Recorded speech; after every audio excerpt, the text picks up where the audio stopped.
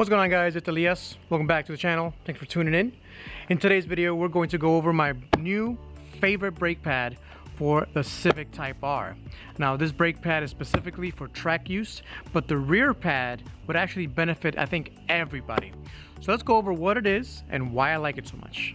Before I show you what they are on the Type R, let's head on over to the Prelude, because this is where I fell in love with these brake pads.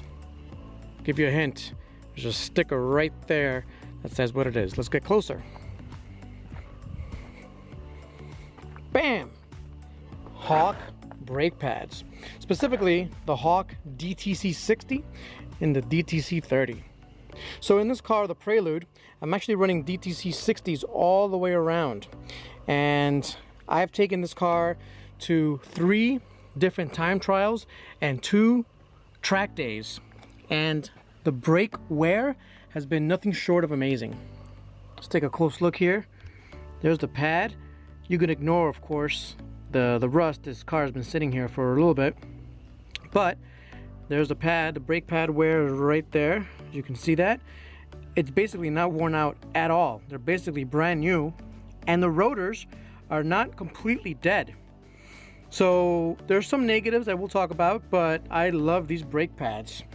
I also like these wheels, by the way. These are my Koenig Ampliforms. I have a set for them in bronze in my Type R. These are the Hankook RS4 tires too, by the way.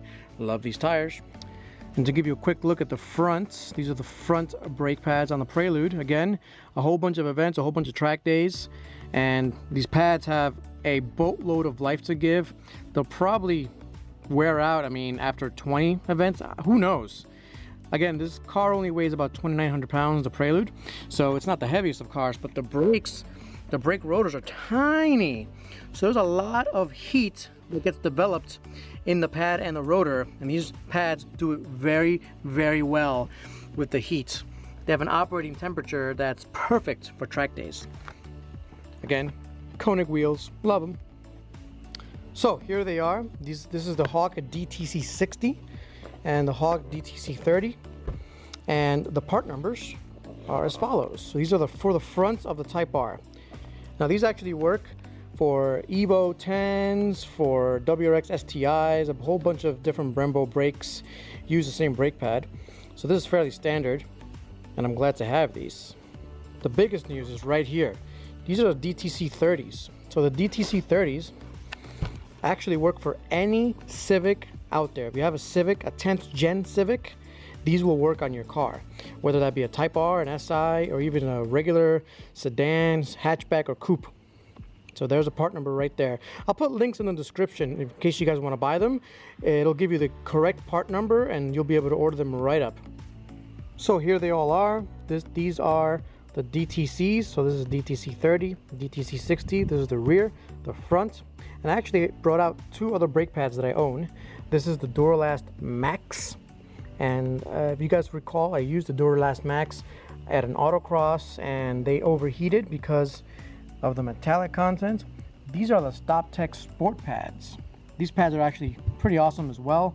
These are probably one of my favorite street/spirited driving pads out there right now. The StopTech Sports, they're pretty awesome. And again, I'll put everything, all the links will be in the description for the StopTech Sports, the Duralast Max. Everything will be in the description if you guys are interested in finding these. They'll be easy to find for you. So what makes these different, right? So let's start from the bottom and then go up from there in terms of track ability. So like I said, these are the Duralast Max pads. And you can see right there. These are from AutoZone.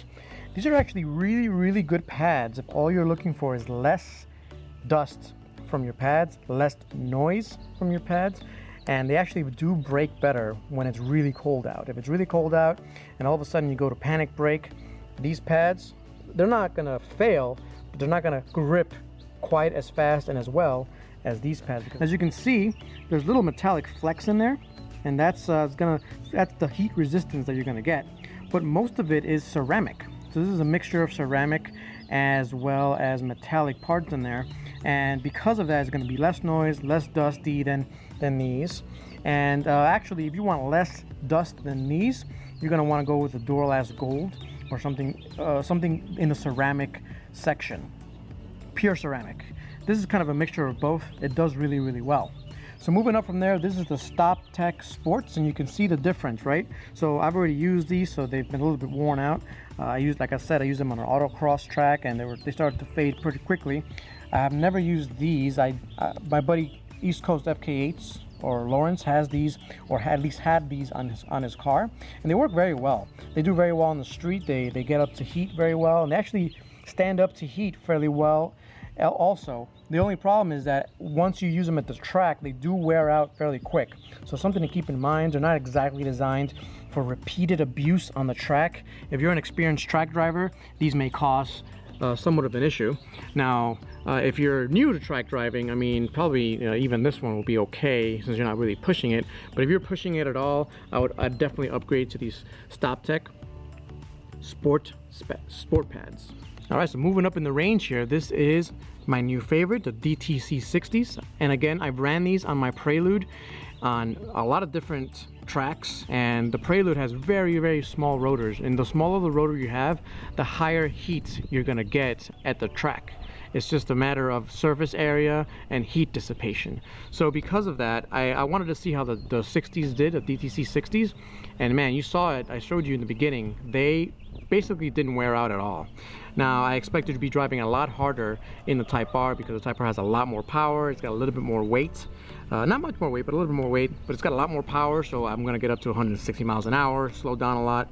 So we'll really be testing these out a lot soon. As soon as the track's open. Again, we're currently in the quarantine phase. I don't want to say the actual word because they demonetize any videos to do with that stuff. But we're in the quarantine phase right now. We're in the middle of March, about to be April. So you guys know what's going on in the US right now. No track time yet, but when I put these on, I'm definitely going to test these. As you can see, extremely high metallic content, extremely shiny. Look at that shininess. Compared to this, you see that the shiny spots are few and far between. Those are the metallic spots. This is basically all shiny. This is because the steel portion of this is very, very high. It's very, very, very high amount of steel in this, which is more heat resistant than anything else. So let's get to the downsides of the DTC 60. So I already talked briefly about temperature ranges. I'm gonna do a whole separate video on a brake pad buyer's guide for the Civic Type R, and I'm going to go into detail on what brake pads you should get for your application. So for right now, we're going to basically go over the basics and let you know why I think these are awesome, but you have to be careful with these. So this will work up to a certain temp. Basically, you're going to get around 200 Fahrenheit, 300 degrees Fahrenheit. That's pretty hot in terms of brake fade and brake temperatures, but these brakes and brake pads can get up to all the way up to, I mean, we've seen them on F1 cars get up to 1500, 2000 degrees Fahrenheit. So needless to say, this will not work in those situations. So if you're gonna do some regular grocery getting, if you want quieter, if you want something that'll last a long time, if you want something that'll be easy on your rotors, this will be for you. This one, if you're doing canyon carving, autocrossing, anything like that, the temperature range is higher. It's around 500 to 600 degrees Fahrenheit this can go up to, and it works all the way up to, about 100 degrees Fahrenheit, these start working again. So anything below 100 degrees Fahrenheit, these are not gonna break as well as these. So that's important to keep in mind. And again, I'll go over these things in detail in that next video, whenever I do release that brake pad guidance. But remember, this under 100 degrees Fahrenheit is going to have it's going to have some trouble, right? It's still going to stop you, but it won't be as good as this is. Now, this one, the DTC 60s, if you go on the Hawk website, it'll actually say this is for track use only. And the main reason why it's for track use only is because these will not work properly until they get up to 400 degrees Fahrenheit. That's right. 400 degrees Fahrenheit. Now you can get to 400 degrees Fahrenheit fairly easily if you're going all the way up to 100 miles an hour, braking down to 30 miles an hour to do a turn, accelerating to 120, back down to 70 or 60. You'll get up to 400 degrees very, very quickly. So if you're doing that, if you're very, very aggressively driving, you're gonna want to make sure that you get this thing. Now, if you do get these, make sure you get them up to proper operating temperature, right? So under 400 degrees, you're gonna have trouble. If you're using these in the winter, you're gonna be in a lot of trouble because your car will basically not brake. You'll go for the brake pedal, you'll feel some pressure, but the car will keep on going as if nothing is happening. So keep that in mind. If you're using DTC 60s, that's what will happen. So if you're just going to use it for street, if you want street and track, autocross, etc., these might be a better bet. But if you're doing some serious track driving, I would definitely go for these DTC 60s, man. All the way up to 400 degrees, is between 400 degrees and 1200 degrees. These work beautifully. That's right, 1200 degrees. And if I gotta say it, I mean, these brakes take a beating. So you're gonna want something that is resilient all the way up to 1200 degrees Fahrenheit. And these are it. Moving on here to the rears. Now there's another option for the Type Rs is the WinMax. I believe WinMax makes a rear pad that's decent for both road and track use. This is gonna go a step further. So these are DTC 30s. So the 30 versus the 60, it's very simple. These have a slightly lower temperature range than this. This actually has a broader temperature range than this one does. So this you need up to 400, you need to start at 400 degrees Fahrenheit, goes all the way up to 1200. This one starts at around 100, it goes all the way up to around 800 degrees Fahrenheit. That's pretty damn good. Like the Civic Type R, if you leave traction control on or stability control on, the rear pads do get used up a lot and they do gain a lot of heat. So this is why I say I recommend everybody to go out and get you a set of these, whether or not you use them at the track, whatever the case may be. If all you're doing is grocery getting with your Type R, you never drive it hard, you're going to be fine with your stock Civic Type R brake pads.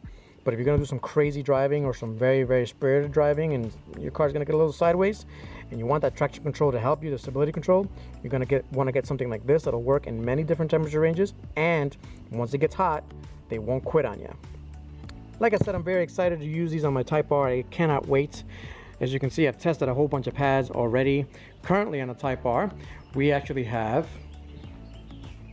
Duralast GTs. Let me see if we can get a decent look at them in there. There they are. They're still in there from when I took this car to Summit Point, West Virginia, and this is actually where I crashed. Still using the same brake pads. We'll be changing those out very soon. And as you can see, that's the rotor I was using at the track as well. It's probably time to change that as well. So we'll go ahead and do that. We'll do a whole big old brake fluid change. We'll do a brake pad change. There's a brake fluid changer right there. Just have it magnetized right there. But yeah, I'm pretty excited to get these things on the car and do a whole comparison, a whole review on these things. I'm super excited to get back into this thing. It's starting to warm up a little bit. Can't wait to get to track, guys. All right, so if you have any questions, let me know in the comments below. This is the box actually for the Duralast GT. So in case you guys were wondering. But let me know in the comments, guys, if you have any questions. If you want to get in touch with me, you can go on FlyinGato on Instagram. You can go follow me there. And if you want to reach out to me on email, it's realflyingato@gmail.com. Don't forget to subscribe, guys. Hit that bell notification. I'll catch you guys next time. Peace out.